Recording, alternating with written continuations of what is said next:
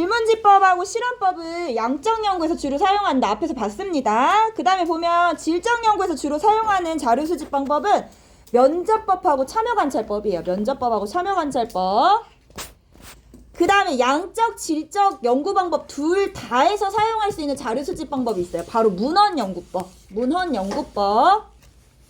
자, 우리가 선생님이 과제해와 보고서 써와 할 때 여러분들이 제일 많이 사용하는 게 문헌연구법입니다. 어디 가서 정보의 바다 인터넷에 가서 블로그나 뭐 백과사전 이런 데 가서 컨트롤 C 컨트롤 V 하지. 이미 다른 사람들이 수집한 자료를 다른 사람이 수집해서 분석한 자료를 우리는 그거를 끌어와다가 다시 재분석하잖아요. 그게 바로 문헌연구법이에요. 양적이든 질적이든 둘 다 사용할 수 있는 자료 수집 방법이다. 자, 그러면 크게 머릿속으로 카테고리에서 들어가시면 되겠죠. 양적에서 주로 사용하는 거 두 가지, 질적에서 사용하는 거 주로 두 가지, 양적 질적에서 같이 사용하는 거 한 가지. 요렇게 머리 크게 두고 가시면 돼요. 물어보겠지. 아까 문제에서도 말이야, 기억나는지 모르겠지만 왜 유진이 또 벌써 밑줄 막 긋고 있어. 왜 그래? 왜 알았어, 얘기 안 할게. 이렇게 보면 주로 활용되는 자료 수집 방법 해가지고 이렇게 묶어서 물어보잖아. 기억해서 물어본다고. 그럼 저기에는 면접법, 참여관찰법이구나. 우리 알아야 된단 말이야. 그래서 이렇게 알고 있어야 된다라는 거. 그러면 질문지법부터 가겠습니다. 질문지법은 우리 너무나 많이 알고 있어. 설문조사 하는 거야. 설문조사. 자, 우리 학교도 설문조사 되게 많이 하거든. 우리 학교에서 하는 설문조사 내가 하나 보여줄게. 그중에 대표적인 거 하나. 어디 있나? 어디 있나? 여기 있다. 이거 했는지 했는지 안 한지 기억 나는 친구도 있겠지만 급식 만족도 조사 해봤어? 우리 학교에서? 해봤어? 이거 실제로 우리 학교에서 사용되는 급식 만족도 기호도 조사래요. 보면 질문을 봐봐. 현재 밥이 어떻다고 생각되나요? 좋다, 보통이다, 밥이 질다, 밥이 되다, 기타. 이거 해본 적 있지? 다음 반찬 중 가장 좋아하는 것은? 육류, 생선, 채소, 뭐 이런 거 이렇게 있지. 보면 이거 설문조사, 이게 질문지법인데 동일한 형식과 동일한 내용을 미리 제작해서 다수를 대상으로 나눠주는 거지. 그치? 이게 질문지법이지. 그리고 보면 얘 종이로 나눠주는데 그 문자 언어를 활용해서 언어를 매개로 해서 지금 자료 수집하고 있는 거 보이시죠? 여기까지 이해되셨어? 그러면 요거 조사할 때 선생님이 어떻게 조사하시냐 내가 봤더니 조사 방법이 여러 가지가 있을 거야. 저건 둔원고 학생들의 급식 만족도 조사일 거잖아. 그러면은 둔원고 전부를 대상으로 할 수 있겠지. 뭐 1, 2, 3학년 다 하던가 거기다가 교직원 포함.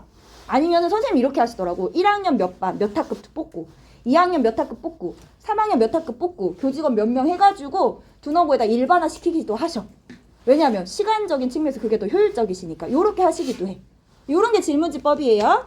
그럼 방금 얘기한 거를 바탕으로 질문지법 정리해볼게요. 첫 번째는 자, 조사하고자 하는 것을 파악하기 위한 문항들로 구성된, 자, 밑줄 그어볼까요? 질문지를 미리 제작한다. 요게 중요해요. 자, 질문지를 미리 제작합니다. 근데 질문지를 미리 제작하는데 그 내용이 어때? 동일한 형식과 동일한 내용의 질문지를 미리 제작을 하는 거죠? 그래서 정해져 있는 거지.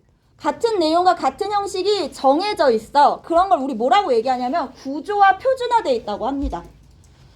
모든 조사 대상자들한테 똑같은 내용과 똑같은 형식을 묻고 있잖아. 표준화되어 있고 구조화 미리 정해져 있다라는 거야. 그래서 구조화 표준화된 자료 수집 방법이다. 이렇게 알고 계시면 돼요. 여기가 중요해. 구조화 표준화된 자료 수집 방법. 그럼 지금 배우진 않았는데 면접법 생각해 볼까? 면접법은 우리가 면접 볼 때 생각해봐. 면접 볼 때 글로 물어보는 게 아니라 사람과 마주 앉아서 대화를 하면서 서로 주고받지. 그럼 대화를 하면서 주고받을 때 물론 대략적인 질문은 정해져 있겠지만 사람마다 다르게 물어보지. 다르게 물어봅니다. 그럼 정해져 있는 정도가 질문지법보다는 약한 거야. 그럼 얘는 어떻게 되겠어? 비구조화, 비표준화된 자료 수집 방법. 요렇게 나올 거예요. 면접법은. 아시겠죠? 자, 그래서 이렇게 특징을 보시면 얘는 다 나와 있네. 일반적으로 양적 자료를 수집하여 통계 분석할 목적으로 활용된다. 자, 양적 자료라는 건 수치와 수량화된 자료를 얘기합니다. 그래서 우리 주로 양적 연구를 사용한다 이렇게 얘기했어요. 그럼 양적 자료 말고 질적 자료가 있겠네. 질적 자료는 수치화되지 않은 자료를 얘기해요. 양적 자료가 수치화된 자료를 의미한다면 양적 자료, 질적 자료는 수치화되지 않은 자료를 얘기해요. 인터뷰, 그림, 기록 이런 것들.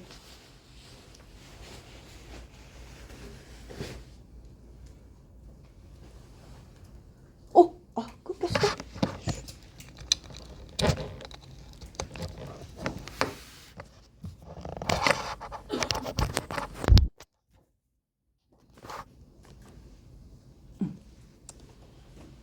자, 질적 자료는 수치화되지 않은 자료, 인터뷰, 그림, 기록 이런 것들이 질적 자료이더라. 하지만 질문지법은 수치화된 자료, 양적 자료를 수집하여 통계 분석할 목적으로 활용되는 자료 수집 방법이라고 생각하시면 됩니다.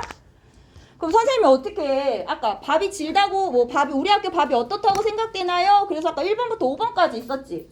그럼 얘를 1번부터 5번까지 쫙 조사해가지고 1번이라고 체크한 애들 뭐 15명, 2번이라고 체크한 애들 12명, 13명, 뭐 10명 이런 식으로 해서 전체에서 이게 뭐 30%다, 20%다, 10%다 이런 식으로 분석하겠지. 그래서 우리 학교 학생들은 대부분 뭐 한 50% 이상이 밥이 질다고 생각해. 뭐 이렇게 결론을 내리실 수 있는 거잖아. 자, 2번까지 했습니다. 자, 3번 볼게요. 아까 얘기했어. 급식 만족도 조사할 때, 조사한다고 했을 때 두 농고 전체를 대상으로 할 수도 있지만 각 학년에서 일부 학급만 뽑아서 할 수도 있다고 했잖아요. 자, 그 얘기 나와요. 관심을 두고 대상을 모두 조사하는 경우도 있지만 이런 거를 우리는 뭐라고 얘기하냐면은 전수조사라고 합니다.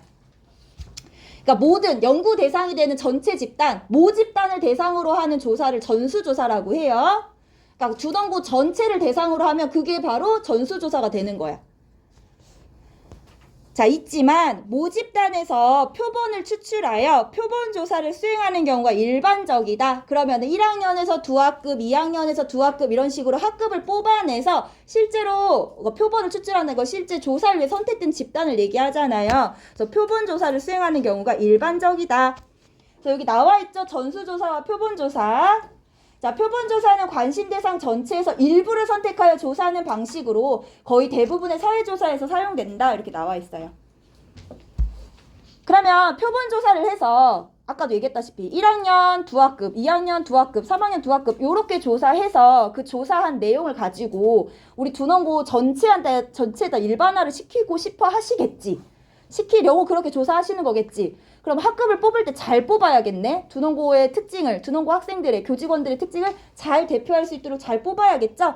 그래서 표본조사는 뭐가 제일 중요하냐면 표본의 대표성이 중요해. 그러니까 모집단의 특징을 잘 대표하고 있어야지 표본조사를 했을 때 전체 집단에게, 모집단에게 일반화하기가 수월합니다. 그래서 표본의 대표성이 중요하다라는 거. 자, 볼게요. 자, 이게 모집단이죠? 연구대상 전체가 되는 집단. 이거 지난번에도 했어요. 그 중에 실제 조사를 돼서 선택되는 집단이 표본입니다. 근데 저기 보면 세모, 동그라미, 마름모, 동그라미, X, 네모 요렇게 구성원들의 특징이 4가지의 특징이 있잖아. 그럼 표본을 뽑을 때도 4가지의 특징이 골고루 뽑혀야 나중에 조사한 결과를 모집단의 전체에 일반화할 수 있겠죠. 그게 바로 표본의 대표성이에요.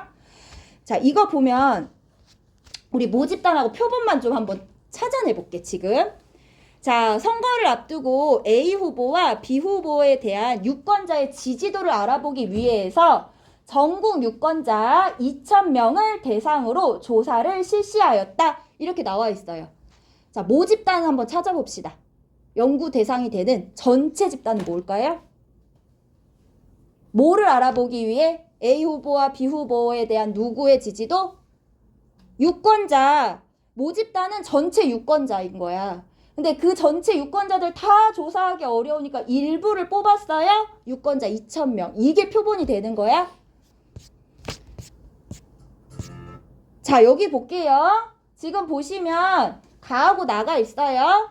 가는 고등학생의 주 5일 수업제 만족도 조사예요. 조사 대상은 전국 고등학생 30명이래. 자, 가에서 모집단은 뭐예요? 고등학생, 연구 대상이 전체 집단, 고등학생. 표본은 뭐예요? 실제 선택된 집단은? 전국 고등학생 30명이 돼야지, 그치? 그게 표본이야. 자, 나 볼게요. 자전거 이용이 성인의 건강에 미치는 효과. 조사 대상 20, 30대의 건강한 남성 1000명. 자, 모집단 뭐예요? 성인. 그렇지, 성인 이렇게 나와야 돼. 표본은 뭐예요? 20, 30대 건강한 남성 1000명. 이렇게 되는 거야. 모집단하고 표본 구분할 수 있겠지.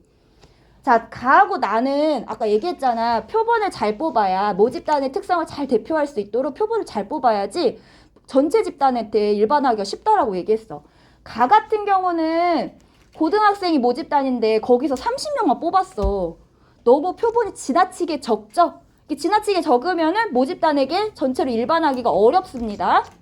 자, 나 같은 경우도 지금 표본의 대표성이 낮은 경우야. 왜 낮을까? 쟤는 표본에 뭐가 문제가 있는 걸까? 모집단이 성인이야. 근데 뽑은 표본은 20, 30대 건강한 남성이래. 뭐가 문제일까? 건강. 그렇지. 건강한 남성도 문제고 또 있어. 여성도 없어. 그래. 맞아. 그리고 또 연령도 봐라. 20, 30대만 한정했어. 그치? 그럼 표본이 지금 보면 전체 모집단의 특성을 다 일부 골고루 반영하지 못하고 있는 거지. 저런 경우도 표본의 대표성이 낮다라고 얘기하는 거예요. 그래서 질문지법은 표본의 대표성이 상당히 중요합니다. 왜? 표본 조사를 주로 이용하고 있기 때문에 그래요. 자, 왼쪽에 보세요. 여기 표본의 대표성 있죠? 뭐래? 표본 조사할 때 표본 집단의 대표성이 중요한데 표본 집단이 모집단의 특성을 고스란히 가지고 있는 정도를 대표성이라고 하면 이는 표본 조사 결과 모집단으로 일반하기 위해 표본 집단이 필수적으로 갖춰야 될 조건이다. 그래서 표본의 대표성이 낮으면 모집단 전체로 일반하기가 어렵다라는 거. 근데 질문지법은 표본 조사를 주로 하기 때문에 표본의 대표성이 매우 중요하다라는 겁니다. 자, 4번 볼게요. 문서화된 질문지를 조사 대상에게 직접 배부하여 작성하는 방법도 일반적이지만 급식 만족도 조사할 때 종이로 된 거 선생님이 인쇄해가지고 나눠주시잖아. 근데 요즘에는 이렇게도 하더라고. 그 대통령 여론조사할 때 전화 오던데 나한테. 당신은 연령이 어떻게 되십니까? 1번 20대, 2번 30대, 4번 뭐 40대 이런 식으로. 2번이요. 이렇게 얘기했거든 나. 어쨌건 보면 문자 언어나 음성 언어, 즉 언어를 매개로 하는 자료 수집 방법이라는 거 분명하죠? 그래서 얘의 특징은 언어를 매개로 한다는 거예요. 나라 썼어.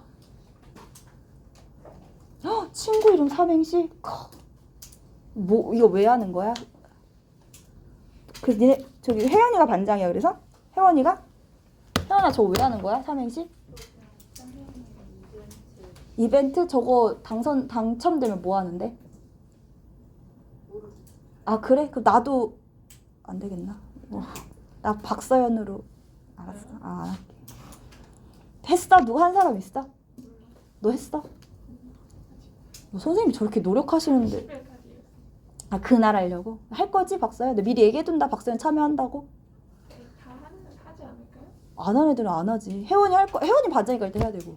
부반장 누구야 부반장? 부반장 시안이? 시안이 해야겠네.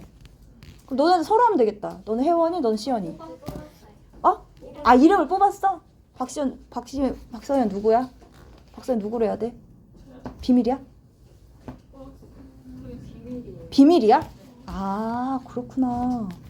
사나 참여할 거야? 안 할 거야? 봐봐 안 한다니까?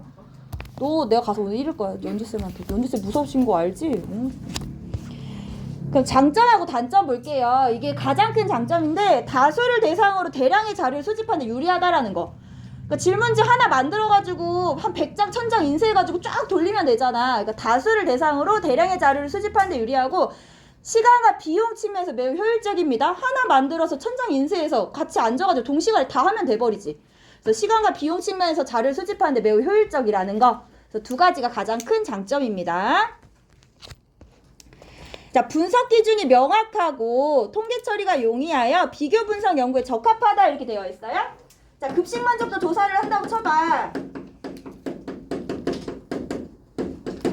자, 분석 기준이 명확하대. 분석 기준을 정할 수가 있다? 학년별로 1학년, 2학년, 3학년 그 다음에 성별로 여성, 남성 이렇게 나누어가지고 선생님이 비교 분석할 수 있겠지. 그치? 비교 분석할 수 있어? 분석 기준 정확해. 학년별로 나눌 것이냐 성별로 나눌 것이냐 이 기준에 따라서 달리 나오지. 정보들이 그래서 보면 분석 기준이 명확하다. 그리고 통계 처리가 용이하다. 1학년 몇 퍼센트, 2학년 몇 퍼센트, 3학년 몇 퍼센트. 그다음에 이렇게 나누어서도 퍼센테이지 얘기할 수 있고 비교 분석 연구에 적합하다. 그리고 얘들은 양적 연구를 수집하기 때문에 정확성과 객관성이 높다 이렇게 보시면 돼요. 그러니까 연구자의 주관이 개입될 여지가 없는 거지. 유진이가 밥이 질다라고 체크하는데 옆에 가서 영양사 선생님이 보통이라고 체크해. 보통 밥 괜찮잖아. 이렇게 하지 않으시잖아. 그쵸? 그래서 여지가 적다. 자, 단점 볼게요. 자, 문자 언어를 사용하는 경우에는 이게 가장 큰 특징이야. 문맹자에게 활용하기 곤란하다는 거. 그러니까 문맹자에게 활용하기 곤란하다. 요게 가장 큰 단점이에요. 왜? 문자 언어를 사용하잖아. 언어를 사용해요. 글 모르면은 질문지 체크 못 하겠지.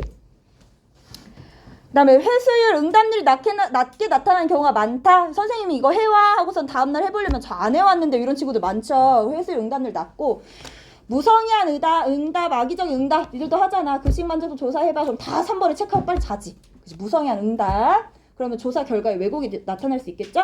네, 마지막에 나타난 거 아직 얘기했어요. 마지막으로 표본의 대표성이 낮을 경우 조사 결과를 일반화하기 곤란하다는 점. 표본의 대표성이 매우 중요하다 이렇게 얘기했습니다. 자, 질문지 작성 시 유의점인데요. 이거 중요해요. 예전에 문제 많이 나왔던 것 중에 하나예요. 보고 갈게요.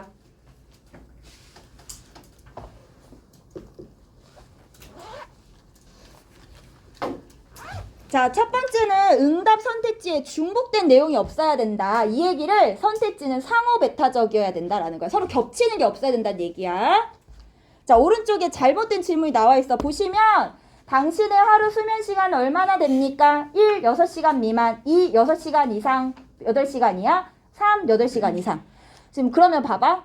나 8시간인데 수면 시간 8시간인데 어디다 체크해야 돼 그러면?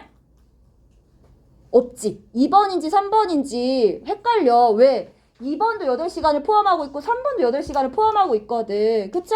그럼 이렇게 나와야 되겠지. 8시간 미만 이렇게 해야겠지 2번을. 그러면 상호 베타적이고 중복된 내용이 없는 질문지가 구성이 되겠죠? 그래서 저렇게 선택지에는 중복된 내용 없이 상호 베타적으로 구성되어야 합니다.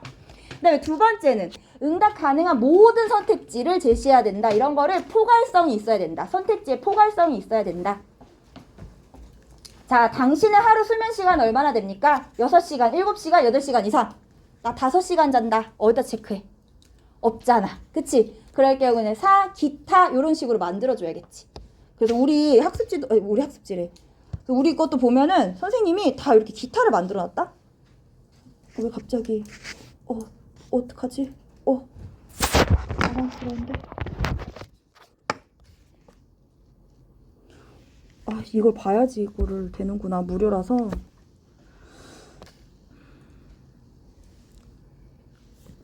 나 어떻게 나가야 돼? 건너뛰다. X. 됐다. 자, 보면 현재 밥이 어떻다고 생각되나요? 해고서는 좋다, 보통이다, 밥이 질다, 밥이 되다. 아무 맛이 없다. 나 아무 생각 없다. 이런 친구들도 있잖아. 그래서 5번 기타를 해놓은 거야. 포괄적으로 제시하기 위해서 이런 식으로 해놓으셨다는 거 보시면 돼요. 그래서 포괄성, 모든 선택지를 제시해야 된다라는 거, 응답 가능한 거. 세 번째, 질문의 의미가 명확해야 된다라고 했어요. 자, 최근 당신의 수면 시간 얼마나 됩니까? 이렇게 물었어. 자, 최근이 언제일까? 명확하지가 않지. 일주일 이내를 얘기하는 건지, 한 달 이내를 얘기하는 건지, 2, 3일 이내를 얘기하는 건지 명확하지가 않습니다. 그럼 명확해지려면은 일주일 이내에 당신의 수면 시간 얼마나 됩니까? 최근 일주일간 이렇게 물어봐야 된다라는 거예요. 그래서 질문의 의미가 명확해야 된다. 네 번째 볼게요. 한 질문에는 한 가지 정보만 물어야 된다고 했어. 오른쪽을 보면 충분한 휴식과 수면을 하면서 두 가지를 묻고 있어요. 나 휴식은 충분히 취하는데 나 충분하게 잠은 못 자. 이런 사람도 있잖아. 그래서 한 가지 질문에는 한 가지 정보만 물어야 돼. 충분한 휴식을 취한다고 생각하세요? 이런 식으로. 자, 마지막. 특정 응답을 유도하는 질문에서 안 된다. 보시면 자, 수면은 건강의 척도라고 합니다. 청소년의 야간 게임 금지 정책에 대해 어떻게 생각하십니까? 앞에 보면 수면은 건강의 척도인데 청소년이 밤에 게임하는 거? 안 되지. 반대한다. 어떤 응답을 유도하고 있는 거 보이시죠? 질문자가 이런 식으로 특정 응답을 유도하면 안 된다라는 거. 이게 잘못된 질문이고 유의점 봤습니다. 저거 알고 계셔야 되고 교과서 28페이지 보겠습니다. 여러분들이 28페이지 보고 방금 본 거 토대로 질문 1, 2, 3, 4가 있어. 얘가 잘못된 게 있거든. 뭐가 잘못됐는지를 1, 2, 3, 4, 5 보면서 이렇게 그거 보시면 될 거예요. 참고로 2는 2개야. 2는 2개. 질문 2는 2개야.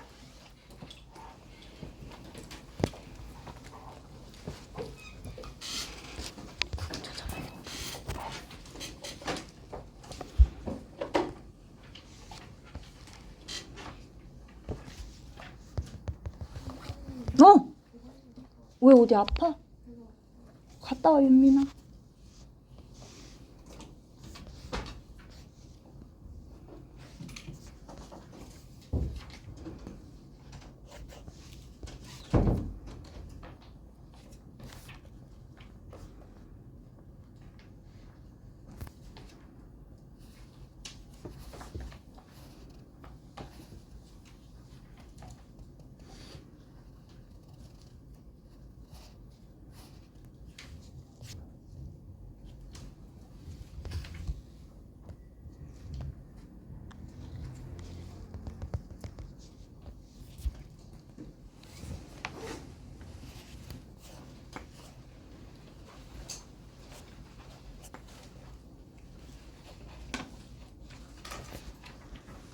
한우 라이트 안 봐. 아니. 탄생.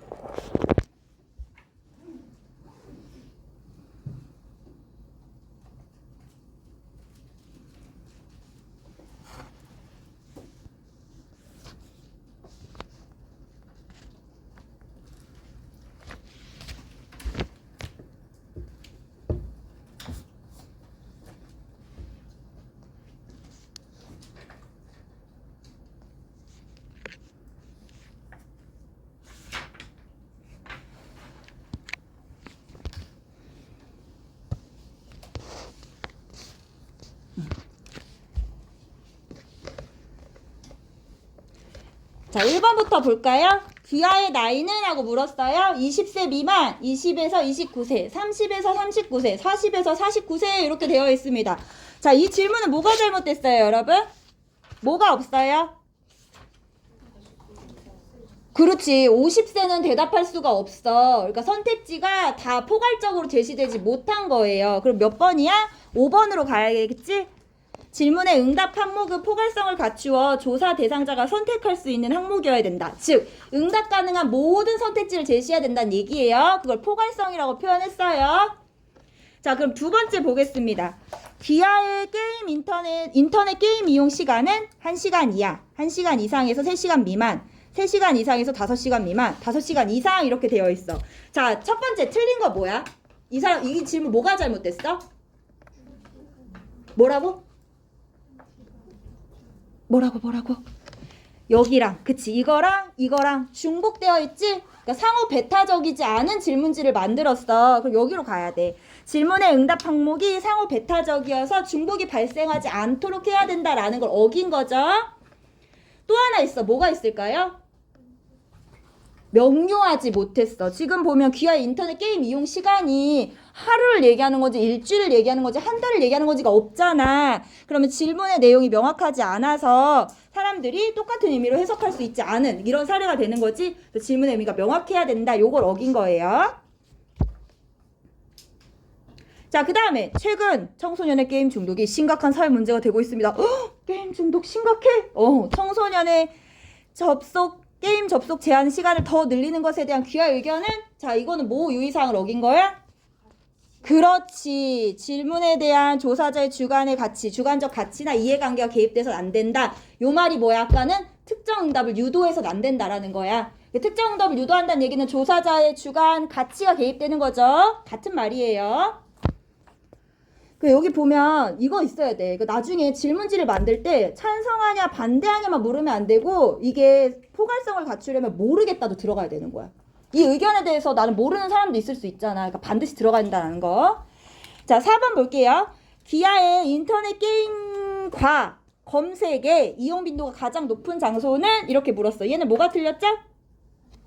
그렇지. 하나의 질문에 한 가지 내용만 묻는다. 두 가지 묻고 있죠? 게임하고 검색하는 거. 게임만 묻던지 검색만 묻던지 이렇게 나와야 돼. 그래서 이렇게 유의사항 보시고 수능 특강에 있는 것도 보시면서 유의사항 다시 한번 체크하세요. 자, 다시 우리 수능 특강으로 가겠습니다. 자, 요렇게 해가지고 우리 지금 질문지 작성 시 유의사항까지 얘기해 봤어요. 자, 이번에는 실험법이에요. 실험법. 실험법은 얘들아 실험을 하는 거야. 실험. 우리 자연과학에서도 실험 많이 하지. 뭐 예를 들면은 나 그런 거 봤는데 얘 지하철 타봤어?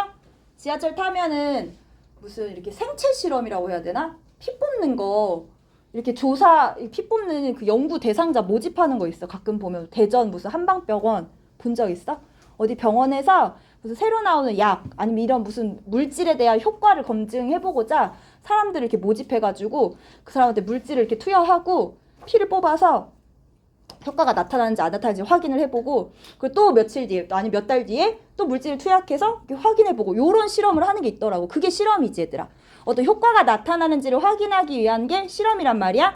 그러면 선생님 실험법을 설명할 때 여기 오른쪽에 있는 사례를 보면서 여기 그리면서 한번 설명을 해볼게. 우리는 요거 이해하고 요 그림에다가 적용만 할 수 있으면 돼.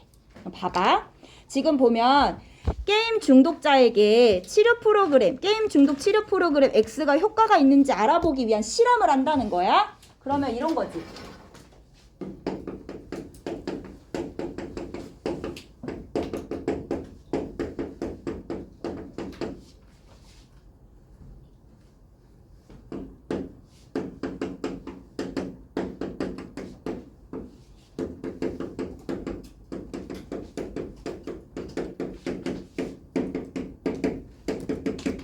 요걸 알아보고 싶은 거잖아. 요걸 실험해보는 거잖아. 게임 중독 프로그램이 게임 중독자들의 게임 중독 정도에 얼마나 감소하는지 또는 이게 효과가 있는지 요거를 알고 싶은 거지. 요거를 이제 실험한다는 거야, 저 사람이. 그러면 이제 이거 안 보고 볼 때 이렇게 실험하는 거야. 이거 어떻게 실험할까? 먼저 게임 중독자. 우리 아까 그 피 뽑는 거 생각해 볼 때 게임 중독자를 몇 명 선정해. 몇 명 선정해서 집단을 하나 만들어. 그리고 얘들한테 이제 어떻게 하면 돼? 이 프로그램 적용해보면 되는 거지. 맞아? 그러면 게임 중독 프로그램 적용해.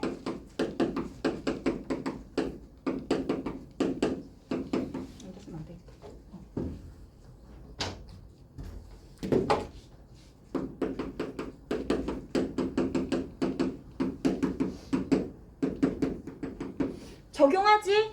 그리고 나서 어떻게 하면 돼? 진짜로 게임 중독 정도가 감소했냐를 확인해보면 되는 거잖아.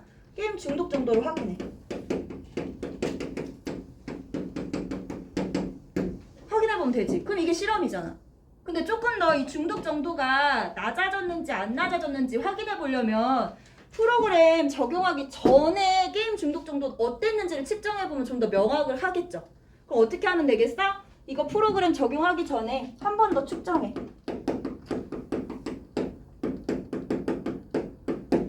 이렇게 하면 되겠네? 그러면 이렇게 하는 거야? 게임 중독 프로그램이 게임 중독 정도에 이거 새로운 프로그램 개발해서 이게 얼마나 미치는지 영향을 실험해보고 싶으면 게임 중독자 집단을 선정을 해서 얘네들의 게임 중독 정도를 측정해보고 그 다음에 프로그램을 한 몇 주 동안 적용해봐.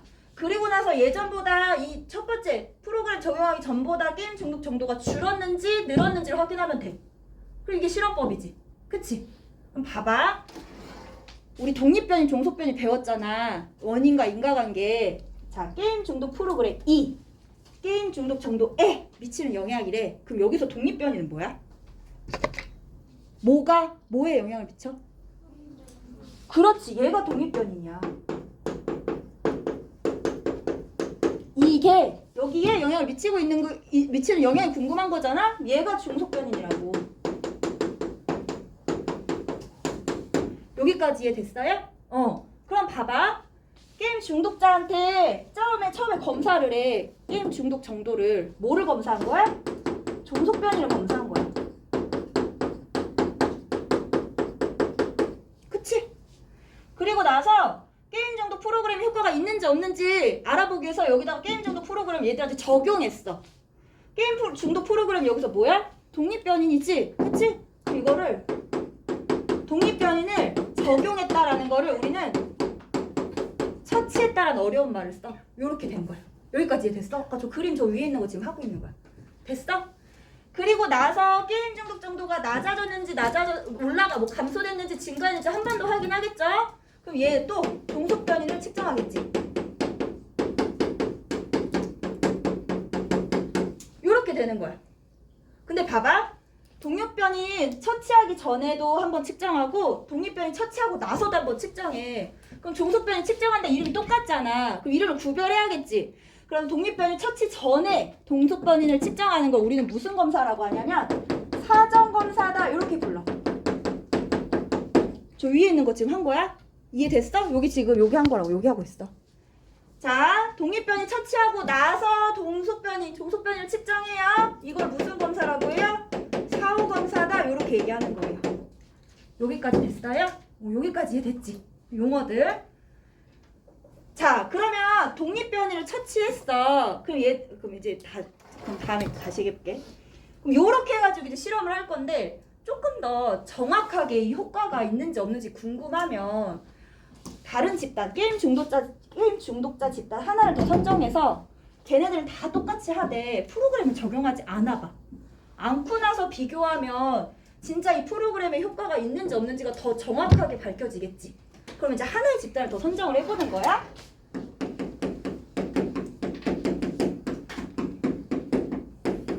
얘를 선정해. 얘네들 왜 선정한 거야? 프로그램 처치 안 해보고 그 다음에 효과를 비교해서 처치한 애들하고 비교를 해보는 거야. 그럼 진짜로 와, 이 프로그램 효과 있어 이렇게 얘기할 거잖아. 그럼 얘들은 어떻게 하겠어? 나머지 다 똑같아. 뭐 한다? 게임 중독 정도 측정해. 나중에 측정해. 뭐만 없어? 프로그램만 안 해. 처치만 안 해. 요렇게 되는 거야. 그럼 얘들이 이름이 달라지네. 자, 볼게요. 독립변인 처치한 집단. 그러니까 게임 중독 프로그램을 처치한 집단을 얘들을 뭐라고 하냐면 실험에 참여했다. 그래서 실험 집단이라고 얘기합니다. 여기 나와 있죠? 실험 집단. 자, 얘네들을 뭐라고 하느냐? 비교하기 위해서 선정된 집단이잖아. 이 집단을 통제 집단이라고 불러요. 자, 통제 집단은 뭐야? 실험 집단과 비교하기 위해 선정된 집단으로 독립변이 처치를 하지 않은 집단을 얘기합니다. 여기까지 됐어요? 근데 여기서 중요한 거는 서연아, 게임 중독 프로그램의 효과만 알고 싶은 거지. 이거 말고 이 중독에 영향을 줄 수 있는 다른 변이는 여기에 아무런 영향을 미치면 안 돼. 그러면 이 효과를 진짜로 알기가 어려운 거잖아. 그런 게 뭐가 있을까? 예를 들면 얘네들 게임 중 A 집단, 실험 집단은 게임을 한 5시간 한다고 쳐. 근데 B 집단 애들은 안 보이는 데서 한 막 10시간씩 해. 만약 그렇게 돼버리면 중독에 영향을 주겠지. 그 게임 시간은.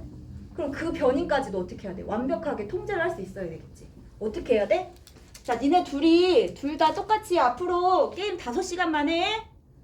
그리고 뭐 예를 들면 니네 둘이 하는 게임 똑같이 해.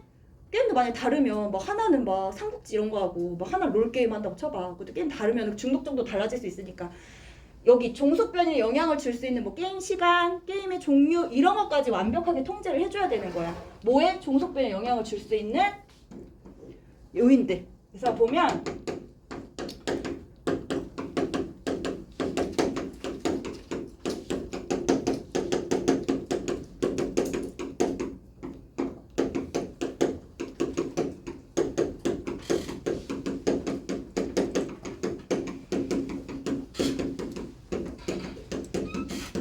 요렇게 얘기할 수 있어. 독립변인 외에 종속변인에 영향을 줄 수 있는 다른 변인을 통제해야 된다. 이해됐어? 아까 얘기한 게임 시간 같은 거. A하고 실험 집단하고 통제 집단하고 선정을 해서 저 프로그램에 효과가 있으면 게임 시간도 같아야 되는 거야. 그래야 되겠지. 그래야지 저 중독 프로그램이 진짜 효과가 있는지 없는지가 정확하게 나올 거잖아. 그래서 이런 변이까지 통제할 수 있어야 돼요. 그리고 하나 더 얘기해보자면 알고 보니까 얘네들 게임 중독자고 A하고 B하고 처음부터 중독 정도가 달라. A는 중독이 한 30인 애들인데 얘 중독자 B 집단 애들은 100부터 시작한 애들이야. 중독 정도가 되게 심해. 그러면 실험 집단하고 통제 집단하고 비교해본다고 한들 당연히 A한테 유리하게 나올 수밖에 없잖아. 이 얘기가 무슨 얘기냐면 실험을 할 때는 있잖아. 실험 집단하고 통제 집단을 선정할 때는 얘네들 실험 집단하고 통제 집단이 동질적으로 된 집단이어야 돼. 그러니까 모든 게 비슷해야 돼. 중독 정도도 비슷하고 게임의 유형도 비슷하고 처음부터 고를 때 시간도 비슷하고 이런 애들을 선정해서 실험에 참여시켜야지 진짜로 저 프로그램 독립변이 효과가 있는지를 명확하게 알 수가 있습니다. 그러면 실험 집단하고 통제 집단하고 동질적인지 아닌지를 어디서 확인할 수 있을까? 어디서 확인할 수 있을까? 그치, 사전검사에서 확인할 수 있는 거야. 여기서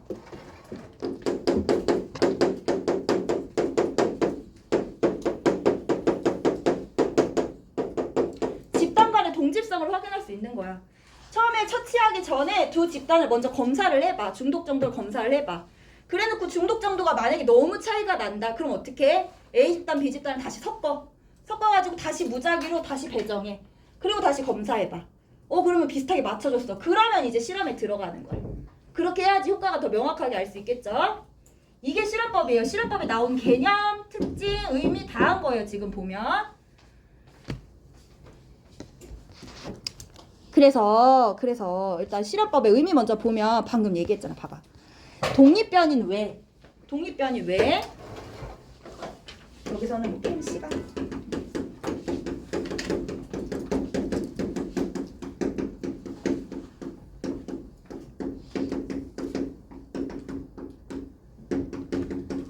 뭐 프로 이런 것들 만약에 게임 시간, 게임 중독에 영향을 주는 프로그램 이런 것들이 지금 게임 중독 정도에 영향을 줄 수 있는 거잖아. 그래서 독립변인 외에 다른 변이를 통제한 후 이런 변이들 다 통제한 후 TV 보면 안 돼. 게임 시간 똑같이 맞춰. 이런 변이를 통제한 후 인위적으로 처치하고 독립변이를 인위적으로 처치하고 그로 인해 나타나는 종속변인의 변화를 파악하고자 하는 자료 수집 방법이다. 이렇게 이해하시면 돼요. 자, 실험법 다시 얘기할게요. 실험법은 독립변인과 종속변인 간에 독립변인이 종속변인에 미치는 영향에 대해서 알고 싶어 하는 자료 수집 방법인데 독립변인에 대한 영향을 명확하게 정확하게 그것만 알고 싶으면 종속변인에 영향을 줄 수 있는 다른 변이들 다 통제해야 되는 거야. 통제하고 그리고 인위적으로 이 독립변이를 처치를 합니다. 그리고 나서 나타나는 종속변이에 대한 변화를 파악하는 자료 수집 방법을 얘기해요. 아시겠죠? 그래서 뒤에 저 용어 얘기했습니다. 방금 보시면 지금 실험 집단하고 통제 집단 나와 있어요. 자, 실험 집단 여기 지금 여기 한 거야. 게임 중독 치료 프로그램 X에 대한 얘기 한 거야. X에 대한 얘기. 그럼 여기 실험 집단 나와 있는데 실험 집단은 독립변인을 처치한 집단인 거지. 그러니까 실험에 실험 처치를 한 집단이야. 그럼 여기서 독립변인 처치했다. 뭐를 처치했다는 거야? 그러면 칠판 보고 얘기해봐. 뭐 처치했다? 치료 프로그램. 치료 프로그램을 처치한 거야.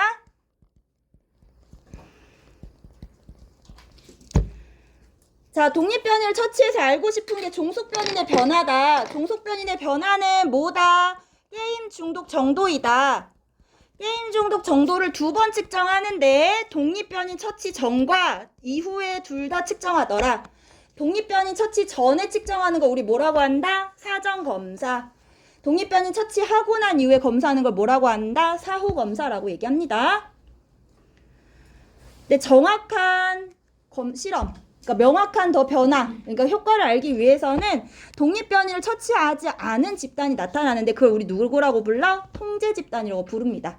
그러니까 통제 집단은 독립변인 처치를 하지 않은 집단을 얘기해요. 그래서 이렇게 하네. 실험 집단에 처치하기 전후 변화를 확인하고 통제 집단도 게임 프로그램 처치하지 않잖아. 얘들은 그 전후를 서로 비교해서 변화를 확인해서 얘네들을 비교하는 거야.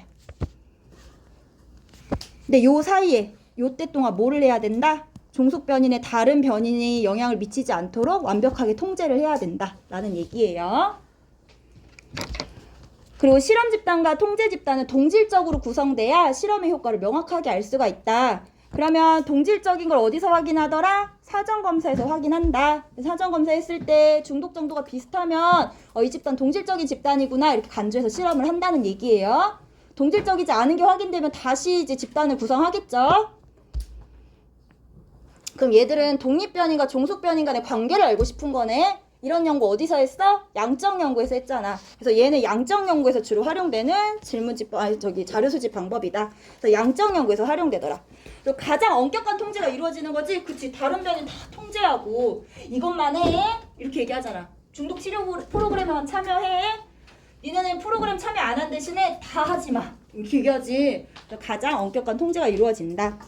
하지만 자연현상 연구에서 많이 사용되나 사회문화 현상에서는 인간을 실험으로 대상을 한다기 때문에 지금 인간을 실험으로 대상으로 하고 있는 거잖아. 윤리적인 문제로 제한적으로 사용된다. 그러니까 사람을 지금 수단으로 사용하고 있는 거지. 그래서 윤리적인 문제로 제한적으로 사용된다라는 점. 그래서 장점 보면은 얘기했습니다. 인과관계 파악을 통해 법칙을 발견하는 데 유리하더라. 정확성, 정밀성, 객관성이 높은 결론을 도출할 수 있다. 얘도 지금 수치화해가지고 결국에 비교하고 있는 거니까. 양적 자료로서 집단과 비교 분석 용이하다. 실험 집단과 통제 집단 비교하고 있죠. 자, 단점은 자연과학과 달리 완전한 통제가 이루어지는 실험은 어렵다라는 거야. 인간을 대상으로 하니까. 아무리 통제 집단한테 니네 게임 시간 지켜 5시간 만에 그리고 프로그램 게임 중독 프로그램 치유 프로그램, 다큐 프로그램 조만간 방영한다는데 그거 보지 마. 아무리 그렇게 얘기하는데 인간은 완벽하게 통제하기가 어렵지. 우리 그렇잖아. 안 보이는 데서 다 하잖아. 그치? 그 다음에 인간을 실험 대상으로 했다는 데서 윤리적인 문제가 발생하기 쉽고 우리 실제 사회에서는 이 게임 중독에 진짜 다양한 영향이 주죠. 근데 요것만을 완전히 통제하고 요것만의 효과를 알아보는 거잖아. 근데 실제 사회에서는 중독에 여러 가지 영향을 미치는 영향들을 다 통제할 수 없기 때문에 실제 사회에 적용하는 데는 한계가 있다라는 것까지 요렇게까지 하시고 면접법은 다음 시간에 할게요.